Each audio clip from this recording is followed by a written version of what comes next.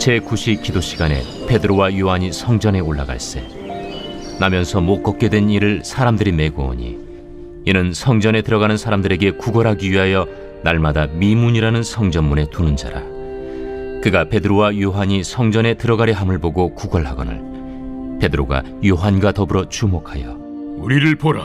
그가 그들에게서 무엇을 얻을까 하여 바라보거늘 은과 금은 내게 없거니와 내게 있는 이것을 내게 주노니 나사렛 예수 그리스도의 이름으로 일어나 걸으라.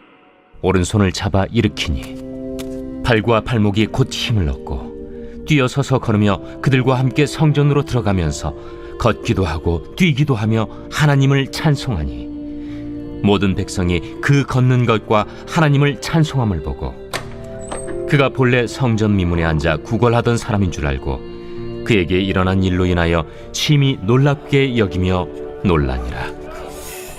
기도하고 말씀 나누겠습니다. 눈을 들어 산을 보라 말씀하신 주님, 한 주를 살아갈 때도 이 땅의 뉴스들은 우리의 마음을 혼미케 하고 힘들게 할 때가 많습니다.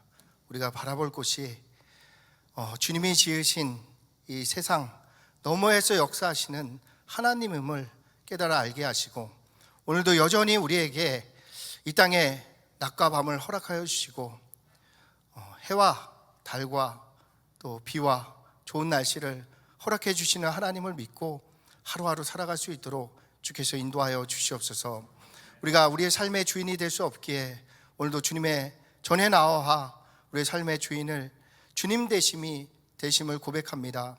이 시간 역사하시고 인도하여 주셔서 하나님을 주인으로 고백하는 귀한 예배 될 수 있도록 인도하여 주시옵소서. 말씀의 시종을 주님께서 붙들어 주시고 인도하실 것을 믿사오며 감사하며 예수 그리스도의 이름으로 기도합니다. 아멘. 복된 주일입니다. 우리 주 예수 그리스도의 은혜와 평강이 가득하시길 축원드립니다. 비그리스도인들이 볼 때요, 교회 다니는 사람들은 시간과 물질에서 손해를 보고 또 교회에서 때로는 안 좋은 일도 겪는 것 같습니다. 그럼에도 그리스도인들이 그 손해를 감내하면서 교회로 나오는 이유가 무엇입니까? 왜 우리는 휴가철인 요즘에도 시간과 물질을 들이면서까지 교회에 나와서 예배를 드리고 있습니까? 이 모든 손해와 수고를 덮을 만큼의 은혜를 하나님께서 공급해 주시기 때문입니다. 성경을 보면 수많은 사람들이 등장합니다. 그 중에서 예수님을 그리스도로 만난 사람들은 누구나 구원을 받았습니다. 질병 가운데 있다가 노임을 받고요, 또 평생에 해결할 수 없는 문제 가운데서 구원을 받았습니다. 그런데 그들에게 그렇다면 그 건강과 인생이 얼마나 귀하고 소중한 것이 되겠습니까? 그들이 예수님을 만나자 자신의 건강과 그 인생을 주님 앞에 내어놓는 것입니다. 왜 그렇습니까? 예수님이 그렇게 좋은 것입니다. 그렇다면 성도가 이 땅의 문제를 이기는 것이 어떠한 방법인지를 알게 됩니다. 그 문제를 뛰어넘을, 덮고도 남을 하나님의 은혜를 받아야 하는 것입니다. 제가 존경하는 성도님이 계십니다. 그분은 좋은 옷, 좋은 것, 가진 것을 본 적이 없습니다. 돈이 생기면 모았다가 필요에 따라 어려운 분들과 나누고 이렇게 헌금을 주로 하십니다. 헌금을 무심히 봉투에 담아서 드리지 않습니다. 잘 준비하셔서 마음을 담고 이렇게 그 마음을 수기로 작성하셔서 헌금함에 넣습니다. 한 번은 아프셔서 찾아뵙습니다. 언제 옵니까? 전도사님을 통해서 묻습니다. 병원에 계신데 언제 오는 것이 중요할까 생각하게 되었습니다. 찾아뵀더니 이렇게 뭔가 따로 저를 위해서 준비해 놓으신 것입니다. 저희가 그런 거 받을 수 있겠습니까? 신방 후에 다시 오겠습니다 말씀을 드렸습니다. 언제 오나요? 이번 주는 안 되는데. 왜 그러시나 생각을 했더니 준비가 안 됐다는 것입니다. 먼저는 마음에 굉장히 속상했습니다. 그리고 돌아오면서 왜 이 대화가 제게 남아있게 되었는가를 생각하게 되었습니다. 저는 부족합니다. 그래서 여러분이 기대하는 담임의 역할을 수행할 수는 없습니다. 제가 할 수 있는 일을 겨우 감당하는 것입니다. 그럼에도 저를 하나님의 사람으로 대해주고 계시구나 라는 것을 알게 되었습니다. 왜일까 생각하니 제가 아닌 저를 세우신 하나님을 신뢰하는 것이었습니다. 아, 그렇지. 하나님이 하시는 거지. 하나님이 하시는 거지. 성도님은 제게 어떠한 조언이나 말씀을 주신 것이 없습니다. 그럼에도 근래에 가장 큰 위로를 저에게 주셨습니다. 성도님 안에는 분명히 하나님이 계셨습니다. 보이지 않는 하나님이 성도님의 행동을 통해서 보이듯이 제게 나타나 주신 것입니다. 이렇듯이 주님 안에 계신 분들은 주님과 동행을 합니다. 그리고 주님과 동행하면서 살아갈 때 감수해야 될 손해들을 아까워하지 않습니다. 성도님에게는 나눌 수 있는 은혜가 가득 차 있기 때문입니다.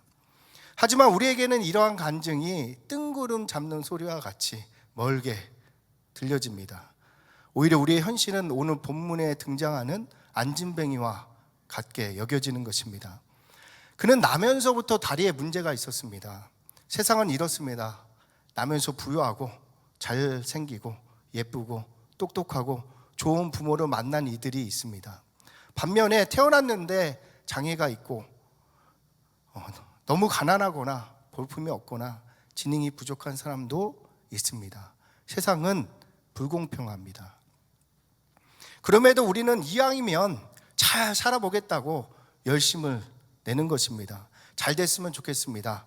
출세했으면 좋겠습니다. 사람들에게 인정도 받았으면 좋겠습니다. 그래서 꿈꾸고 노력하는 삶을 살게 됩니다. 하지만 어느새 시작에 창대했던 꿈은 현실이라는 장벽에 부딪히면서 우리를 주저앉게 만드는 것입니다. 마치 오늘 본문에 등장하는 안진뱅이와 같이 말씀입니다. 그런데 그 안진뱅이에게 놀라운 사건이 오늘 일어난 것입니다. 그는 평상시와 같이 구걸하고 있었습니다. 두 사람이 찾아오더니 이상한 얘기를 하는 것입니다. 은과 금 같은 세상의 것으로 너를 재단하지 마라. 너는 그것이 너를 구원할 수는 없다. 너를 이곳에 앉기 위해서 태어난 것이 아니다. 세상을 창조하신 하나님은 내가 그 자리에 주저앉아 있는 것을 원치 않으신다. 그 자리에서 나사렛 예수의 이름으로 일어나 걸어라. 이 말씀이 들리자 안진뱅이의 마음이 뜨거워졌습니다. 온몸과 다리에 힘이 생기면서 일어나 걷고 뛰며 하나님을 찬양하게 된 것입니다. 사실 안진뱅이에게 예수님의 이름은 성전을 오가는 사람들을 통해서 수없이 들려졌을 것입니다. 그 이름이 소경의 눈을 뜨게 했다. 그 이름이 나병 환자를 낫게 했다. 그 이름이 죽은 자도 살렸다. 아마 안진뱅이가 아니라면 자신도 예수님께 뛰어가고 싶지 않았겠습니까? 본문 이전에 안진뱅이는 어떠한 꿈도 꿀 수 없었습니다. 하루 먹고 하루 살기 위해서 구걸하지 않으면 살 수 없는 인생이었습니다. 그나마 안진뱅이니까 구걸이라도 할 수 있었던 것입니다. 남들과 다른 자신의 모습에 속상했지만 이렇게 지낸 지 40년입니다. 그러니 이제는 화낼 기운도 없습니다. 그때 예수님의 이름이 들려진 것입니다. 예수의 이름이 들려지는 순간 안진뱅이는 선택해야 하는 것입니다. 안진뱅이로 그 자리에 앉아서 은과 금을 구걸하는 삶을 살 것인지, 어떤 일이 일어날지를 모르지만 그 미지의 이름을, 소문이 무성한 그 예수의 이름을 붙잡고 일어나 걸을 것인지 안진뱅이는 선택해야 하는 것입니다. 이러한 선택이 우리의 매일의 삶에 우리에게도 동일하게 주어진다는 말씀입니다. 오늘 안진뱅이는 손을 뻗어서 그 예수의 이름을 붙잡았습니다. 그때 다리에 힘이 생기더니 일어나 뛰며 걷게 된 것입니다. 이제 그는 안진뱅이가 아니니 은과 금은 구걸할 수가 없습니다. 처음 걷게 되었으니 앞으로 배워야 할 것들, 노력해야 할 것들 많이 있을 것입니다. 하지만 힘들고 어려워도 기쁘고 즐겁게 그 일들에 참여하지 않겠습니까? 때문에 그는 은과 금이 없어도 오늘을 기쁘게 살 수 있는 것입니다. 교회 다니면 그렇게 시간이 오래 흘러서 어떤 사람들이 신앙의 열심인 그에게 묻습니다. 교회 다니면 물질과 시간의 손해도 보고 때로는 안 좋은 말까지 들어서 힘이 들 텐데 어떻게 그렇게 열심히 봉사할 수 있습니까? 기쁨으로 헌신할 수 있습니까? 그가 대답을 합니다. 여러분은 안진뱅이가 아니어서 모릅니다. 그럼 사람들이 대답을 다시 질문을 할 것입니다. 그러면 당신은 안진뱅이였다는 것입니까? 그러면 그가 씩 웃으면서 삶을 나누지 않겠습니까? 이것보다 큰 강력한 전도는 없을 것이다 여겨집니다. 우리도 죽었다가 살아난 자들 아닙니까? 꿈꿀 수 없다가 꿈꾸게 된 자들이 아닙니까?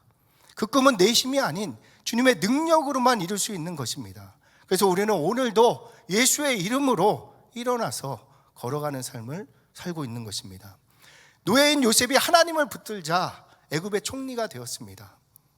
목동인 다윗이 하나님만 바라보자 전무후무한 왕이 되었습니다.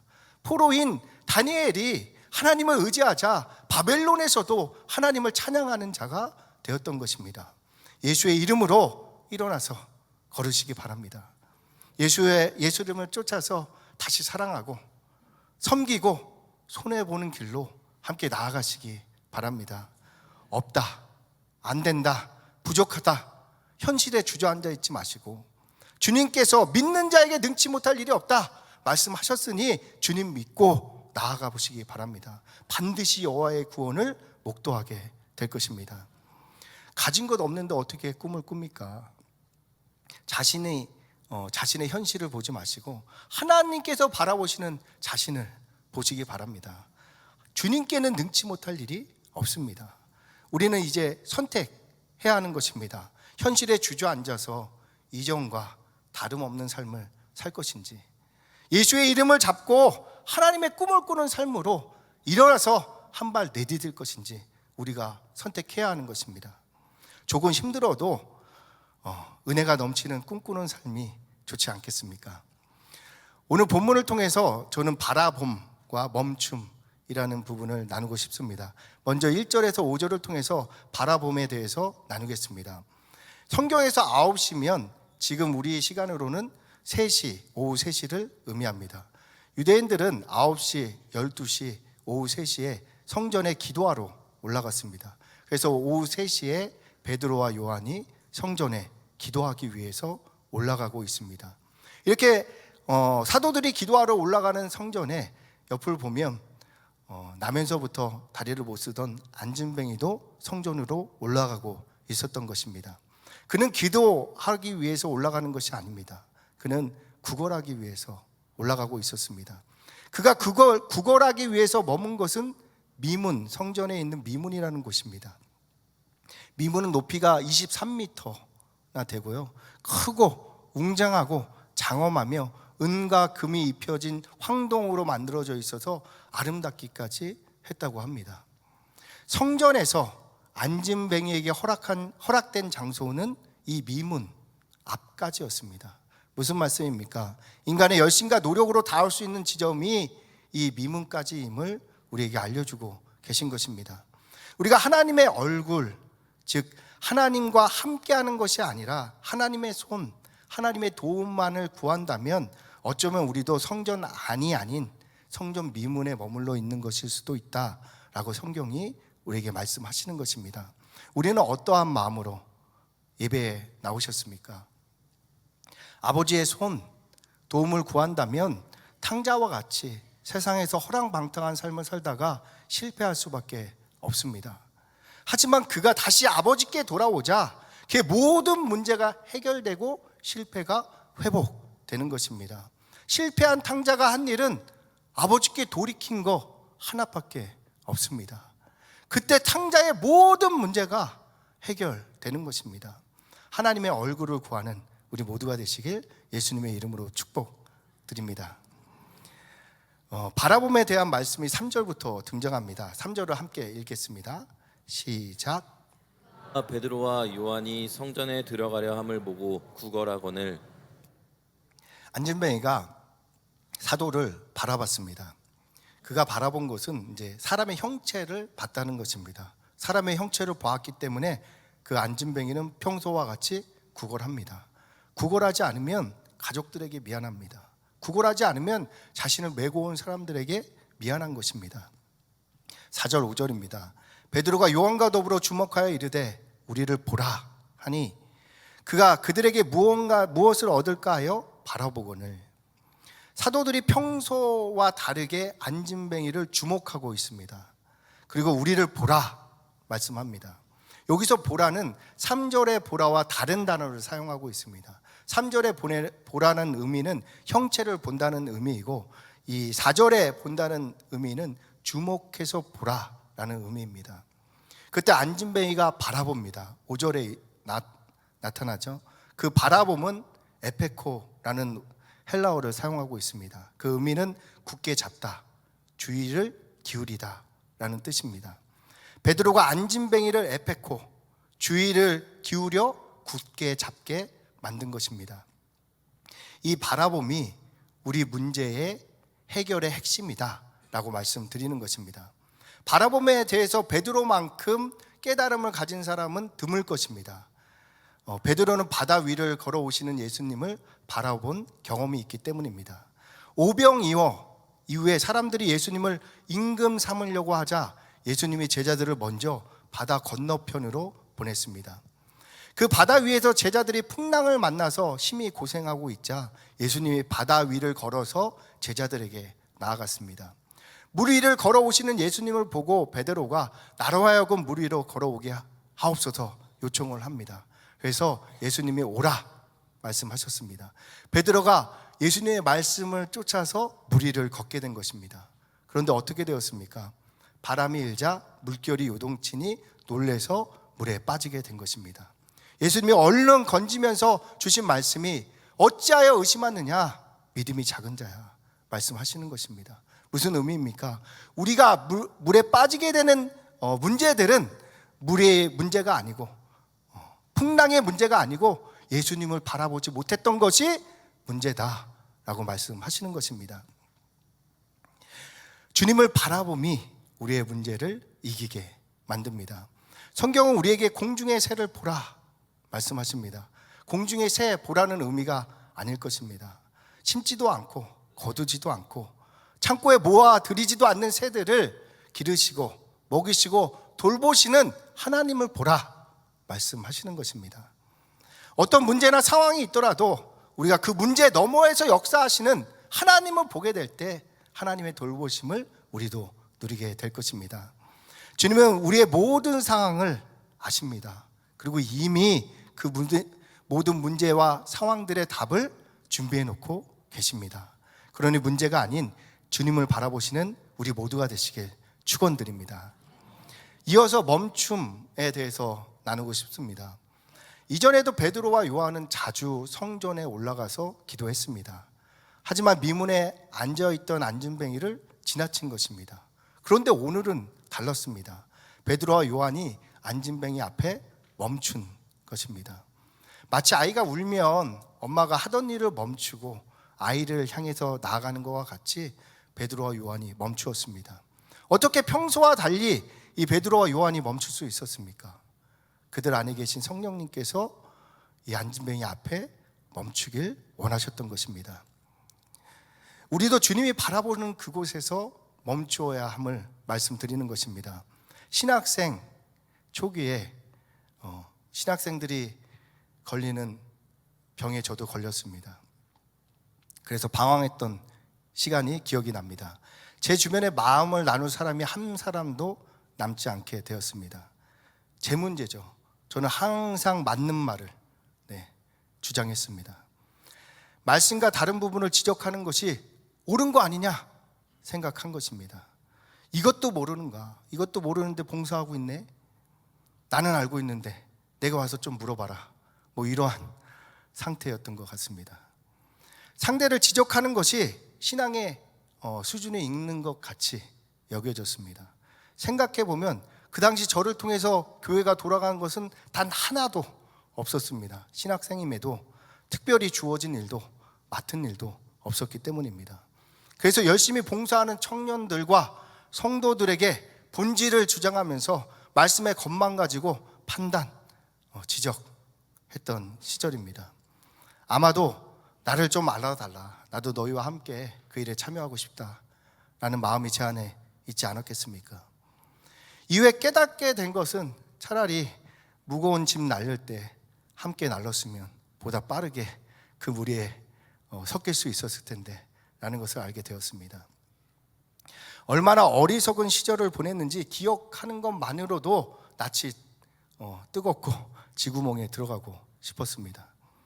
여하튼 그래서인지 당시 누구도 제 앞에 멈춘 사람이 없었습니다. 단 한 사람도 저와 대화하는 사람이 없던 시절이 꽤 오랫동안 있었습니다. 그러한 때에 유 집사님이 제 앞에 멈추었습니다. 그리고 2시간쯤의 긴 얘기를 나누었습니다. 사실 그 내용은 하나도 생각이 안 납니다. 하지만 유 집사님이 제 앞에 머물렀던 그 기억은 아직도 잊혀지지 않고 제 마음에 남아 있습니다. 저는 그 사랑으로 인해서 지금 이 자리에서 설교하고 있는 것입니다. 이렇게 말씀드리면 그렇지 너희가 내 앞에 멈추어야지 라고 생각하는 분들이 있을 수도 있습니다. 그분들은 좀 앞으로도 오랫동안 혼자 지나게 될 것입니다. 안진뱅이가 40세쯤 되었다고 성경이 말씀하고 있잖아요. 왜 성경은 그의 나이를 저희에게 밝히고 있습니까? 광야 40년의 의미를 알려주고 있는 것입니다. 신명기 8장 2절을 함께 읽겠습니다. 시작. 내 하나님 여호와께서 이 40년 동안에 내게 광야 길을 걷게 하신 것을 기억하라. 이는 너를 낮추시며 너를 시험하사 내 마음이 어떠한지 그 명령을 지키는지 지키지 않는지 알려 하심이라. 아멘. 우리가 낮추어질 때 비로소 성령님께서 우리 가운데 역사해 주신다라는 의미입니다. 내가 이만큼 갔으니 너희도 이만큼 와야 되는 거 아니냐, 이러한 마음은 낮추어진 상태는 아닙니다. 제가 딱 그런 상태였습니다. 그러한 저와 함께하고 싶은 사람이 누가 있었겠습니까? 그렇게 혼자가 된 광야 40년 같은 시간이 저를 낮추었던 것입니다.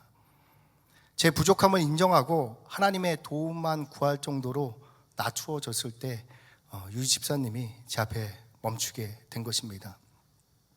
그때 이후로는 신학생이라는 그런 생각, 격렬하게 표현을 써놨는데 이건 빼고, 제가 교만한에서 내려와서 내가 잘못했다, 내가 잘 모른다, 그 부분은 제가 교수님한테 물어봐서 알려주겠다, 이렇게 말하는 자가 되었습니다. 저는 제 잘못만 사과하면 됐던 것입니다. 제가 그때 그렇게 했던 행동의 원인, 이유를 말할 것은 제 역할이 아니었습니다. 저는 하나님 앞에서 제게 주어진 일을 감당하면 되는 것이고, 하나님께서 그들에게 필요한 일을 하나님께서 그들에게 역사해 주시는 것입니다. 제가 이렇게 낮아지니 어느새 제 주변에 사람들이 많이 모여들게 되었습니다. 그리고 저는 청년 공동체와 하나가 된 것입니다. 섬기고 사랑하고 격려하고 위로할 수 있는 자체가 얼마나 귀하고 좋은 일인지 그때 느끼고 누리게 되었습니다. 주님은 우리도 멈추기 원합니다. 그 사람은 원래 저래, 원래 그랬어가 아니라 그들의 마음을 두드리고 있는 주님과 함께 우리가 그들에게 멈추기를 주님은 원하고 계십니다. 멈춰서 우리가 전해야 될 내용이 무엇입니까? 6절에서 알려주고 계십니다. 함께 읽겠습니다. 시작. 베드로가 이르되 은과 금은 내게 없거니와 내게 있는 이것을 내게 주노니 나사렛 예수 그리스도의 이름으로 일어나 걸으라. 우리가 주어야 할 것은 은과 금 아닙니다. 세상의 방법, 세상의 조언이 아니라는 것입니다. 우리가 주어야 할 것은 예수 그리스도의 이름입니다.